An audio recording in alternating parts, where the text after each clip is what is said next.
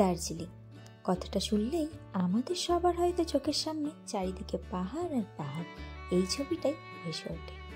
আমরা হয়তো কম বেশি সবাই ছোট থেকে পাহাড় চিনেছি এই দার্জিলিং নামটার সাথে। আজকের গন্তব্যস্থল দার্জিলিং। ওই যে বাঙালির দীঘা পুরীর পর আসেই দার্জিলিং। মধ্যবিত্ত মানুষের একটু ভালো ঘোরার জায়গা মানেই দার্জিলিং। তো আজকের গন্তব্যস্থল দার্জিলিং।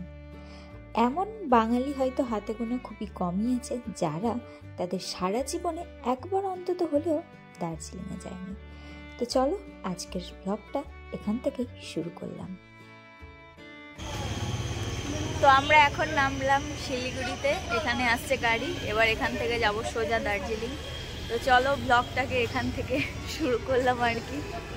ঘড়ির কাঁটায় তখন বাজছে ভোর 5:30, 6টা মতো। আমরা নামলাম শিলিগুড়ি। এবার আমরা এখান থেকে যাব কুইন অফ হিলস দার্জিলিং। তো দার্জিলিং কিভাবে যাবেন?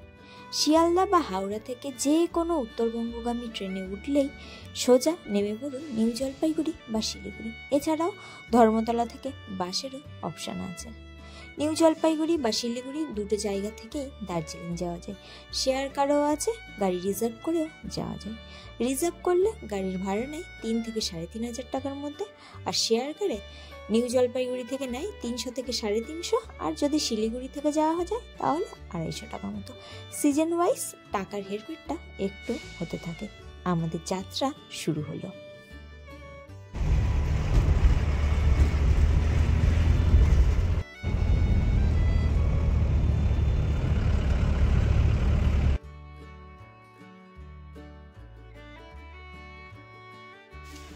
আমরা এখন ব্রেকফাস্ট করতে নেমেছি। এই হলো বাঙালি কিছু খাওয়ার আগে 2 মুঠো শুকনো মুড়ি, যেটা আমাদের অ্যান্টাসিডের কাজ করে সত্যি। তো আমাদের খাওয়া দাওয়া হয়ে গেছে, এবার আবার বেরিয়ে যাব। দার্জিলিং কখন যাবেন? সারা বছরই কিন্তু দার্জিলিং একদম জমজমাট। গরমকালে বাঙালিরা ঠান্ডার মজা নিতে, আর শীতকালে আরও একটু বেশি ঠান্ডার মজা নিতে সবাই কিন্তু বারবার দার্জিলিং ছুটে যায়। তবে ওই যে জুলাই, আগস্ট, সেপ্টেম্বর এই বর্ষাকালটাকে পাহাড়ের অফ সিজন ধরা হয়। ওই সময় ভিড়টা একটু কম থাকে, বাকি অন্য সময় সারা বছরই দার্জিলিং কিন্তু একদম জমজমাট।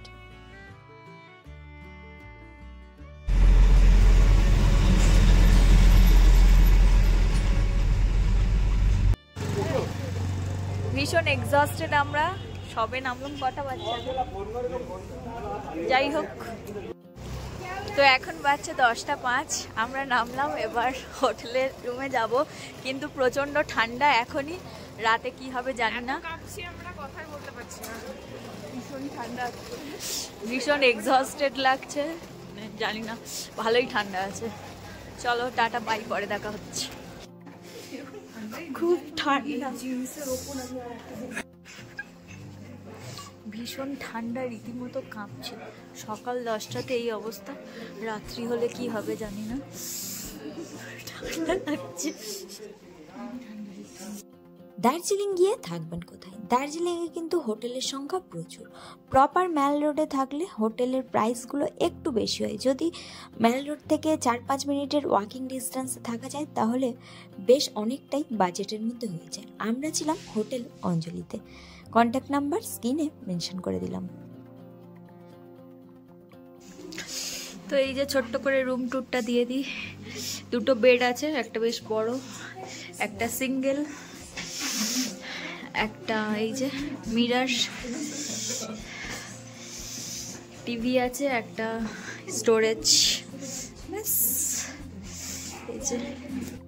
তো দার্জিলিং গিয়ে কোথায় খাবেন? বাইরে তো প্রচুর ছোটোখাটো রেস্টুরেন্ট, বাঙালি রেস্টুরেন্ট, প্রচুর খাওয়ার জায়গা আছে। এছাড়া যে হোটেলে থাকবেন সেখানেও খাওয়ার ব্যবস্থা থাকতে পারে। তো আমরা আমাদের যে হোটেলটাতে ছিলাম সেখানেই ব্রেকফাস্ট থেকে শুরু করে লাঞ্চ, ডিনার সব কিছু সেখানেই করেছিলাম। তো এই যে লাঞ্চ দিয়ে দিয়েছে, একদম গরম ধোয়াটা ভাত, এখানে একটা আলু ভাজা টাইপসের আছে, ডাল আছে, সব কিছু দিয়েই একটা মাছ, এটা হচ্ছে কি কিছু একটা সবজির তরকারি, আর এটা হচ্ছে আচার, যেটা খেতে দারুণ লাগে। তো চলো খাওয়া দাওয়া করা যাক। তো ডিনারে আছে রুটি, তার সাথে একটা ফুলকপি আলুর তরকারি, ডাল আছে, চিকেন কষা আছে, একটা সবজির তরকারি আর তার সাথে স্যালাড, আর আচারটা তো দারুণ খেতে।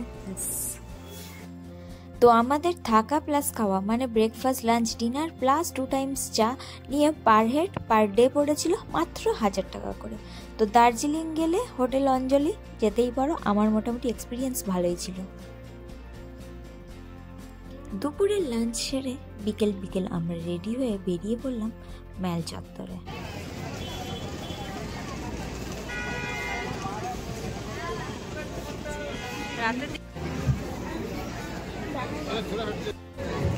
তো আমরা হোপ গ্লিনারির সামনে ফটো তুলতে এসেছি, লাইন দাঁড়িয়ে আছি রীতিমতো, এত ভিড়, দুটো একটা ক্লিকের জন্য রীতিমতো লাইন দিয়ে দাঁড়িয়ে আছি, সবাই এসে তোলে। এটা দার্জিলিং মানে এটাই ম্যান্ডেটরি।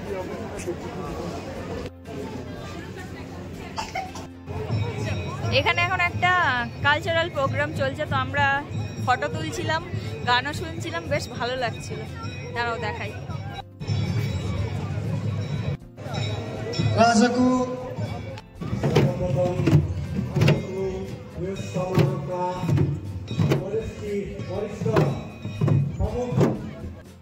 সন্ধ্যের টাইম মেল চত্বরটা পায়ে হেঁটে উপভোগ করে নিন, তার সাথে কিছু কেনাকাটি করার থাকলে দোকান থেকে কিনে নিতে পারেন, একটু বার্গেন করেই কিনতে হবে আর কি।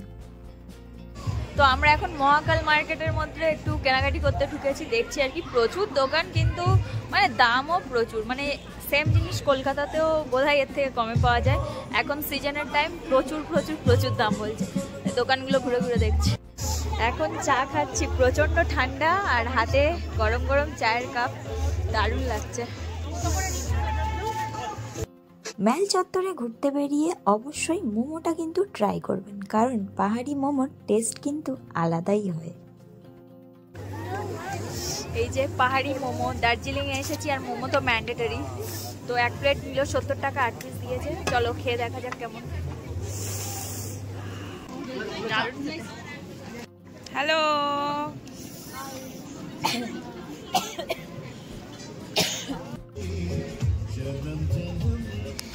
তো দার্জিলিং গিয়ে কী কী সাইট সিন করবেন, এখানে টাইগার হিল থেকে শুরু করে রক গার্ডেন, বাতাসিয়া লুপ, ঘুম মনাস্ট্রি, জু, প্রচুর কিছু ঘোরার জায়গা আছে।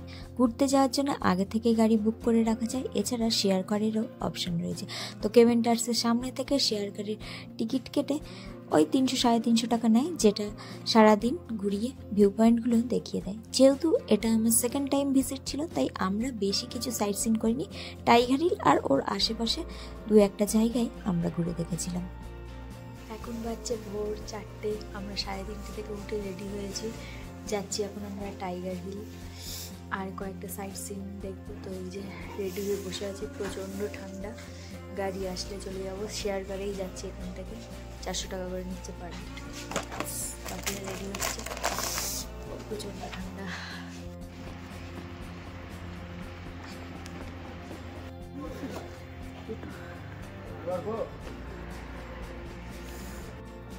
ভোর 4টে নাগাদ বেরিয়ে পড়লাম আমরা টাইগার হিলের উদ্দেশ্যে। গাড়ি আমাদের হোটেল থেকেই বুক করে দিয়েছিল, তো শেয়ার কারে করে গেছিলাম। ভাড়া নিয়েছিল পার হেড 400 টাকা করে। টাইগার হিল আর তার সাথে আরও 2টো স্পট ঘুরিয়ে দেখাবো। আমাদের বাঙালিদের মধ্যে বোধহয় কাঞ্চনজঙ্ঘার প্রতি না একটা অদ্ভুত ভালোবাসা রয়েছে। কনকনে ঠান্ডার মধ্যে ঠান্ডাকে উপেক্ষা করে কত মানুষ যে ওখানে গিয়ে দাঁড়িয়ে আছে ওই একবার কাঞ্চনজঙ্ঘা দেখার আশা। ছোট থেকে বড় সবার একটাই অপেক্ষা। আর সূর্যোদয়ের সময় সূর্যের ওই কিরণ যখন গিয়ে কাঞ্চনজঙ্ঘার রেঞ্জের উপর পড়ল, এত দারুণ লাগছিল যেটা বলে বোঝানো নয়, আর যেটা ফোনের ক্যামেরাতেও দেখানো সম্ভব নয়। দারুণ ভালো লাগছিল।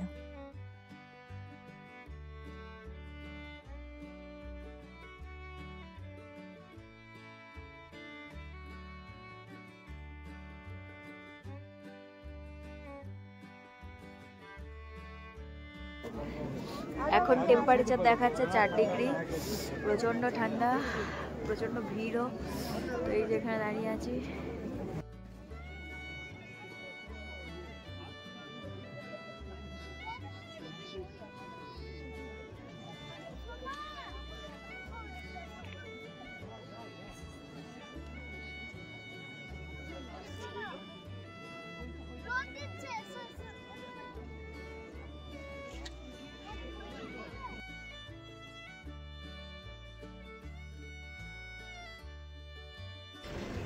তো কাঞ্চনজঙ্ঘার রেঞ্জ ভিউ দারুণ দেখলাম, এবার ব্যাক করব। টাইগার হিল থেকে ফেরার পথে আমরা গেলাম ঘুম মনাস্ট্রিতে। এখন আমরা আসলাম ঘুম মনাস্ট্রিতে।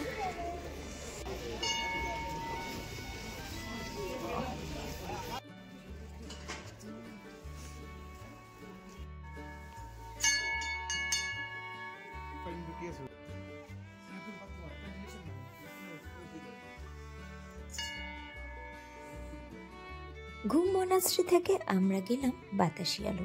এখানে এন্ট্রির জন্যে 50 টাকা করে নেয় পার হেড। এখান থেকে ভিউগুলো সুন্দর আসে, কাঞ্চনজঙ্ঘার একদম ক্লিয়ার রেঞ্জ এখান থেকে দেখা যায়।